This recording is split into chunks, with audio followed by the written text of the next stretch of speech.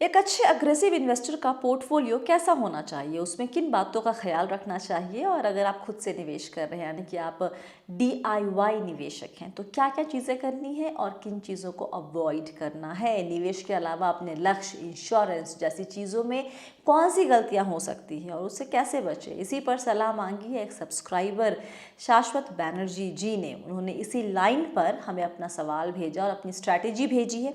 देखते हैं कि उन्होंने क्या सही किया है और कहाँ उन्हें बदलाव करने की ज़रूरत है।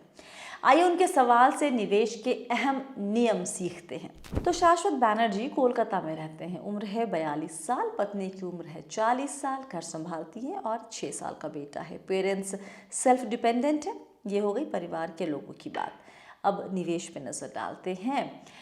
2017 से म्यूचुअल फंड में निवेश कर रहे हैं, 2034 तक निवेश करते रहेंगे। कुछ LIC पॉलिसी 2004 से चल रही है, PPF 2016 से चल रहा है, दोनों का मतलब पति पत्नी का। म्यूचुअल फंड निवेश की वैल्यू है 1.05 करोड़, डायरेक्ट इक्विटी वाले निवेश की वैल्यू है 67 लाख, FD में है 11 लाख जिसे ये इमरजेंसी फंड के तौर पर देखते हैं। PPF में अभी है 20 लाख। लिखते हैं कि अगले 2 साल में PPF में 6 लाख और डालेंगे और फिर पैसे नहीं डालेंगे। सारी LIC पॉलिसीज़ 2032 में मैच्योर हो जाएंगी और वहाँ है कुल 50 लाख। अभी रेंट पर रहते हैं, घर तब लेंगे जब इतनी सेविंग हो जाए कि देश के किसी भी Tier 2 सिटी में घर ले सके, जो ये रिटायरमेंट तक होता हुआ देख रहे हैं।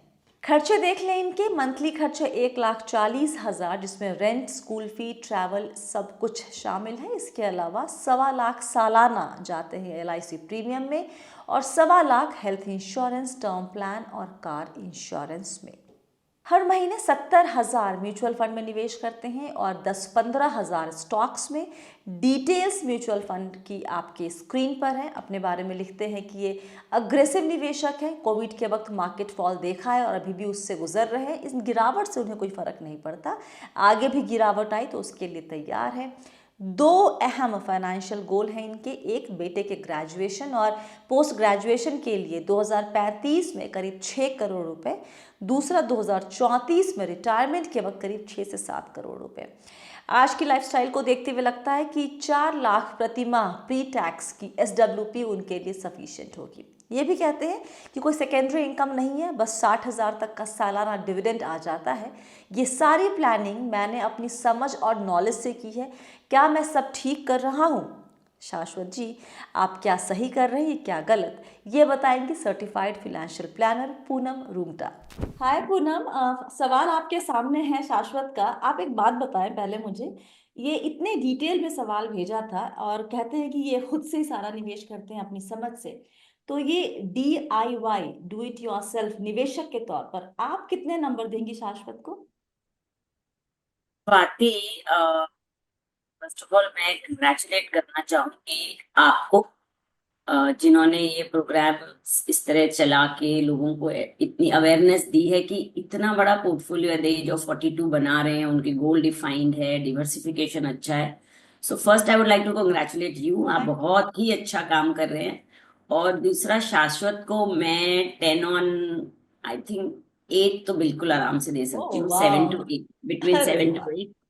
रीजंस हैं कि उन्होंने डाइवर्सिफिकेशन किया है बहुत अच्छे से, और वो समझ भी रहे हैं इस डाइवर्सिफिकेशन का मतलब। उन्होंने गोल्स को अलाइन किया है, इमरजेंसी फंड्स डिफाइन किया है, और मतलब काफी कुछ उन्हें प्रोफेशनल के जैसे उन्होंने काफी रिसर्च करी होगी।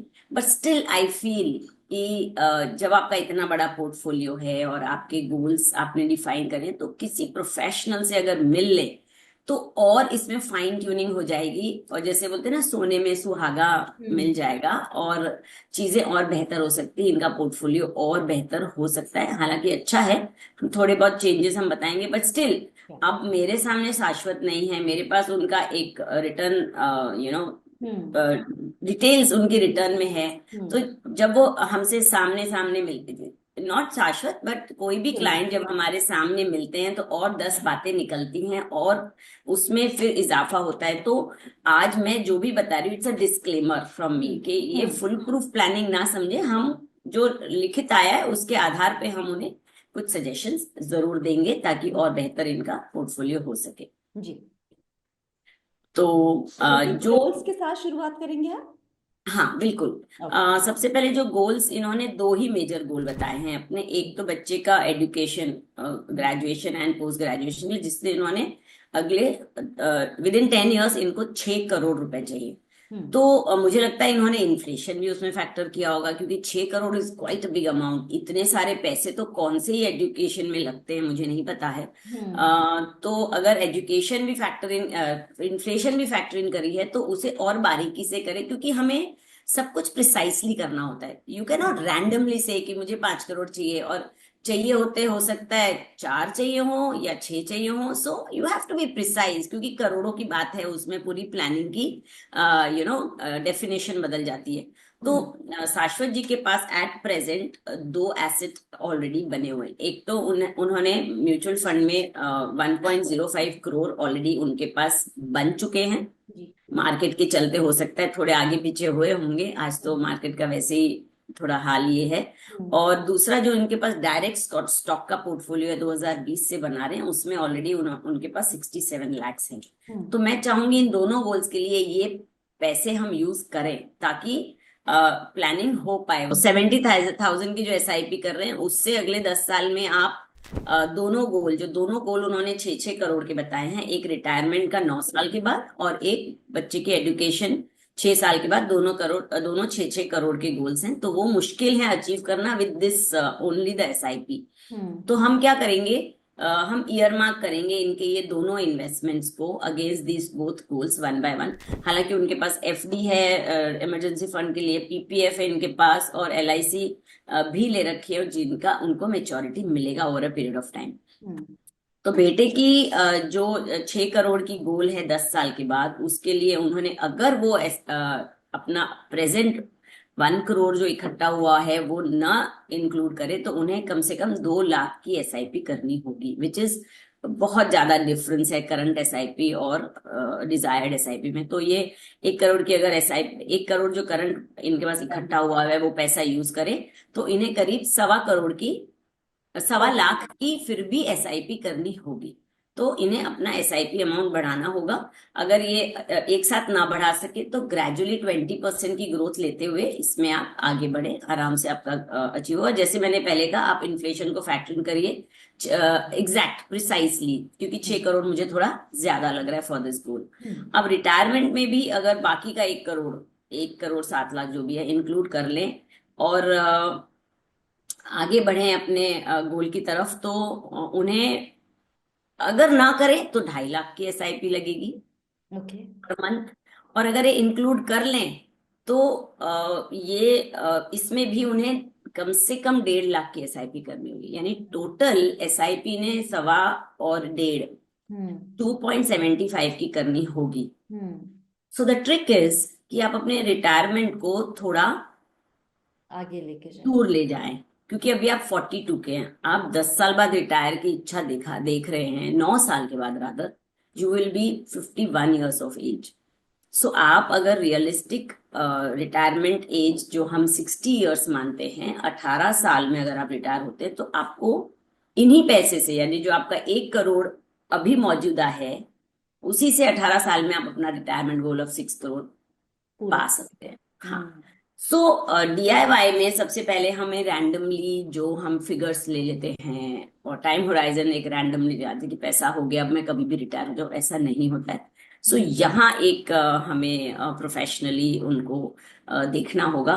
तो शाश्वत जी के लिए मेरी बेसिक, अगर आप पॉइंट टू पॉइंट देखें, तो या तो आप अपने गोल अमाउंट को रिड्यूस करिए, हम्म। या आप टाइम होराइजन को स्टेप अप कर लीजिए थोड़ा सा, तो आपको आपका गोल अचीव हो जाएगा। सेकेंडली, आपका पोर्टफोलियो कितना रिटर्न दे रहा है वो देखना है। अभी हम्म। हमने कैलकुलेशन 12 से 15% के बीच के हिसाब से लगाए हैं। हम्म। अगर मार्केट ने 15 से 18% रिटर्न दे दिया, या फॉर एग्जाम्पल 20% रिटर्न दे दिया, तो आपका गोल जल्दी भी अचीव हो सकता है। So that's why as a part of financial planning process, हम review and monitoring is as important as investing. तो आप रिव्यू करें। दूसरा जो इनका पोर्टफोलियो में मैंने देखा, हेल्थ इंश्योरेंस और लाइफ इंश्योरेंस के प्रीमियम वो करीब 2.5 लाख के हिसाब से भर रहे हैं। हम्म। सालाना। हम्म। तो वो कहाँ भर रहे हैं, किस तरह की उन्होंने स्कीम्स ले रखी है, उसमें रिस्क कवर अप्रोप्रिएट है कि नहीं, वो भी हम्म। देखना जरूरी है, क्योंकि 2.5 लाख मुझे थोड़ा ज्यादा अमाउंट लग रहा है। तो हम्म। हम उसे भी ये देख सकते हैं डिटेल में कि ये कहाँ जा रहा है और कितना जा रहा है, ये ओके। जरूरी है देखना। हम्म। सेकेंडली, पीपीएफ, जिसमें ये कह रहे हैं कि ऑलरेडी इनके कुछ पैसे इकट्ठे हो चुके हैं, करीब 20 लाख के आसपास हम्म। मेच्योर हो रहा है, उसको वो बढ़ाएंगे, विच इज गुड, क्योंकि पीपीएफ एक डेट एसेट एलोकेशन में आता है, एंड विद द एज हमें डेट में तो एलोकेशन रखना ही है। Hmm. But PPF particular was a very very popular product, and hmm. पसंदीदा, सभी को बहुत पसंद था, क्योंकि इसमें एग्जेम्प्ट एग्जेम्प्ट एग्जेम्प्ट राइट। आपको तीनों भाग में, इंटरेस्ट पे, एक्यूमुलेशन पे और उसमें इन्वेस्ट करने में, तीनों में उसको आपको टैक्स नहीं लगता था। बट हम्म। अब थोड़े सिनेरियो बदल गए हैं with the introduction of new tax regime. आपको 80C का कोई बेनिफिट है नहीं। हम्म। जिस बेनिफिट के लिए पीपीएफ वाज अ लाइक आंख बंद करके लिया हुआ प्रोडक्ट, क्योंकि आपको उसमें टैक्स भी बच रहा है वगैरह। अब आपका टैक्स तो बच नहीं रहा है, दूसरा आप डेट में, ऑफ कोर्स डेट में डालना चाहिए, पर इस प्रोडक्ट में आपका 15 साल का लॉक इन है। हम्म। सो आप ये भी समझिए कि आपको लॉक इन वाले प्रोडक्ट में विद रिटर्न ऑफ 7% आपको रखना है वहां पे कि नहीं, हम्म। क्योंकि पीपीएफ इज अ प्रोडक्ट जिसके अंदर आप चूज कर सकते हैं आपका कंट्रीब्यूशन अमाउंट, फिक्स हम्म। करने की जरूरत नहीं है। तो हम्म। अब तक आपने जितना भर दिया वो आपने भर दिया, बाकी का आप उसको एक मिनिमम अमाउंट से कंटिन्यू कर सकते हैं, और हम्म। जो कंट्रीब्यूशन आपने निकाल रखा है, सोच रखा है, उसको आप अपने दूसरे गोल की तरफ एसआईपी में डाल सकते हैं।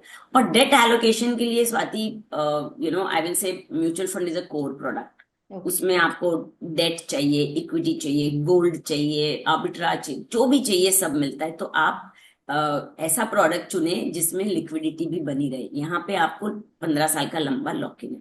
तो हम्म। ये सब आप देख लें। और अगर रिटायर अर्ली होना है, जो इन्होंने इन्होंने इच्छा दिखाई है, हम्म। तो आपको अग्रेसिवली और इन्वेस्ट करना होगा। और अगर आप जो डेजिग्नेटेड टाइम ऑफ रिटायरमेंट है 60 इयर्स, वहां हम्म। करेंगे तो आपके सभी गोल्स बहुत आराम से पूरे हो जाएंगे। Hmm. So this was about the, yeah Swati. एक सवाल यहाँ पर ये था मेरा कि हमने जब इनके गोल्स की बात की थी तो हमने सिर्फ म्यूचुअल फंड और स्टॉक को फैक्टर इन किया था, राइट पुनः? डेफिनेटली। तो हमने मैं बाकी, एलआईसी वाले पैसे को हमने मार्क नहीं किया या उसको यूज सो नहीं मैंने मार्क इसलिए नहीं किया क्योंकि दूसरी जो इनके सवाल में मुझे बातें दिख रही है, इन्होंने दो ही गोल की बात करी, बच्चे का एजुकेशन और रिटायरमेंट। किया। तो in our country there are many more other goals. अब इन्होंने बताया कि इनके पास घर भी नहीं घर है, भी नहीं है या। तो मैंने वो पैसा इसलिए अलग रखा कि हो सकता है विद द टाइम, जैसे जैसे 10 साल इज अ लॉन्ग टाइम जो इन्होंने दिखाया है, हम्म। कोई और गोल्स है, बच्चे की शादी फॉर एग्जाम्पल ये अपने गोल में डाल लें, या हम्म। कोई और इनके ऊपर या जैसे घर ही इन्होंने, खरीदने का सोच लेंगे तो फिर आपको तो चाहिए होंगे पैसे उसके लिए भी या ना। घर खरीद, तो रिटायरमेंट इज अ पीरियड जहाँ हम नहीं चाहते कि कोई भी इंडिविजुअल को कुछ भी करने के लिए ज्यादा सोचना पड़े, they should hmm. Have that money ready.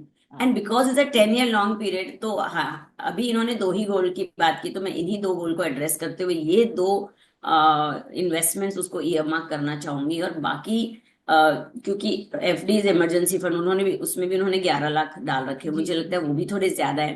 आप हम्म। उसे भी प्रोपोर्शनेट रखिए, क्योंकि पैसे से पैसा कमाना है, एक भी समय पे एक भी पैसा आपका आइडल नहीं होना आइडल है। नहीं होना चाहिए। राइट। अगर आपको अभी आपके मंथली एक्सपेंसेस के हिसाब से 5 या 6 लाख रुपए जरूरत, तो आप 11 लाख रखने की जरूरत नहीं। नहीं। तो आप उसे भी थोड़ा रीलुक कर सकते एक बार हैं। इनके एंड पोर्टफोलियो को देख ले क्या? हाँ, सो अब इनके इनके हम पोर्टफोलियो पे अगर हम आए, तो इनका जो पोर्टफोलियो है वो अगेन काफी इन्होंने डाइवर्सिफाई कर रखा है, और सभी तरह की स्कीम्स हैं और कंपनीज भी अच्छी हैं। पर मुझे थोड़ी ओवरलैपिंग लग रही है फंड स्टाइल्स की, और एक सिंगल सेक्टर को, जैसे बैंकिंग एंड फाइनेंशियल सर्विसेज की तरफ थोड़ा सा झुकाव ज्यादा है। हालांकि it is a good sector to have for a long term, मगर कंसंट्रेशन कोई भी हम सेक्टोरियल हमेशा हम बात करते नहीं होना चाहिए, क्योंकि रिस्क भी कंसंट्रेट हो जाती है। हम्म। तो इसमें से थोड़ा सा कम करना चाहिए।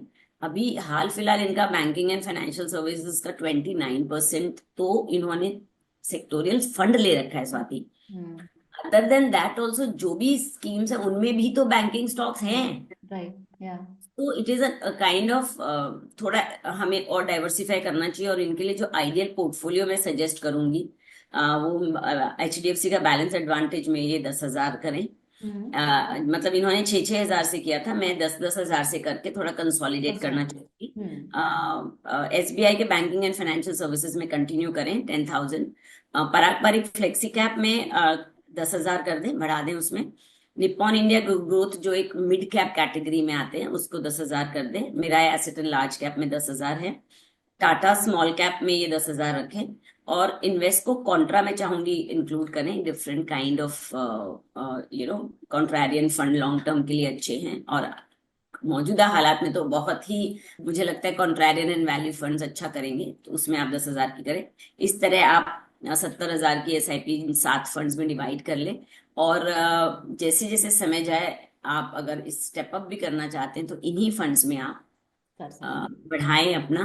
तो in a long run I think इनके गोल्स बहुत आराम से ये अचीव कर सकते हैं। पूरे पूरे हो जाएंगे। अच्छा, एक बात जाने के इस सवाल को खत्म करने के पहले कि जो भी आजकल बहुत सारे निवेशक खुद से निवेश करना चाहते हैं या जी। सोचते हैं, क्योंकि इतनी सारी इंफॉर्मेशन है और एप्स हैं, प्लेटफॉर्म्स हैं जो आपको ये सहूलियत देते हैं, तो उनके लिए आपकी क्या राय होगी? टॉप 3 बुलेट पॉइंट्स या 4 जो उनको ध्यान रखना चाहिए अगर वो खुद से निवेश कर रहे हैं तो। स्वाति, बुलेट पॉइंट्स एकदम क्विकली मैं बताऊं DIY के लिए, तो सबसे पहले तो आप अपनी फैमिली के साथ बैठ के अपने गोल्स को लिस्ट डाउन करें वेरी प्रिसाइसली। हम्म। शाश्वत ने जैसे 6 करोड़ बच्चे की एजुकेशन के लिए लिखा, मुझे रैंडम लग रहा है वो figure. Hmm. Come to a precise actual figures of your goals and the time horizon, sit with the family, बहुत जरूरी है। और ये सब डेटा यानी it is very common in our country कि हम बहुत रैंडमली इन्वेस्ट करते हैं, बहुत रैंडमली बिखरे रहते हैं, कोई एक पर्टिकुलर शॉप जो हम बोलते हैं ना इन्वेस्टमेंट शॉप में नहीं करते हैं। तो हम्म। वो सबको समेटे, उसका हम्म। एक्सेल शीट बनाएं हम्म। एंड कंसाइसली रखें। Hmm. Second would be share all your investments, all the details with all the family and take it to the professional. ये हम्म। किसी प्रोफेशनल के पास लेके जाएं। और ये समझें कि financial planning is a process, वो एक दिन में नहीं होएगा कि मैं आज मिलके आया, आज उन्होंने प्लान बता दिया, अब हम्म। बस खत्म story. No. Third bullet point is to monitor and review very regularly, hmm. Not only your investment Swati but also your own goals. जैसे जैसे समय जाता है हमारे गोल्स भी बदलते हैं, प्रायोरिटीज चेंज होती है, हमारी एज ब्रैकेट चेंज होती है। हम हम्म। एक बच्चे की प्लानिंग, 2 बच्चे की प्लानिंग लेके चलते हैं, 3 बच्चे हो जाते हैं, या हम एक की लेके चलते हैं। समटाइम्स डिपेंडेंस, पेरेंट्स की डिपेंडेंसी आ जाती है। बहुत कुछ लाइफ में जो चेंज होता रहता है उसको आप अपने पोर्टफोलियो के साथ अलाइन करें। So I think these things are very important to keep in mind for alright. Planning. Okay, तो अगर खुद से निवेश कर रहे हैं तो कुछ बातों का ख्याल रखना बहुत जरूरी है। पूनम ने आपको बताया। Thank you so much Poonam. आज के लिए फिलहाल इतना ही। Say thank you to Poonam in the comment section. और कोई सवाल है आपके जहन में तो प्लीज आप हमें लिखिए। व्हाट्सएप नंबर, ईमेल आईडी सब आपकी स्क्रीन पर है और आपको वो डिस्क्रिप्शन बॉक्स में भी मिल जाएंगी। वीडियो पसंद आया है तो लाइक और शेयर करेंगे। बी वेल्दी को सब्सक्राइब करना ना भूलें। याद रखिए, आप है मेरे यानी स्वाति के साथ और हम सब हैं बहुत ही सावधानी और समझदारी के साथ अमीर बनने के सफर पर। आप सभी को बहुत सारा प्यार और दुलार। Stay blessed, healthy and be wealthy.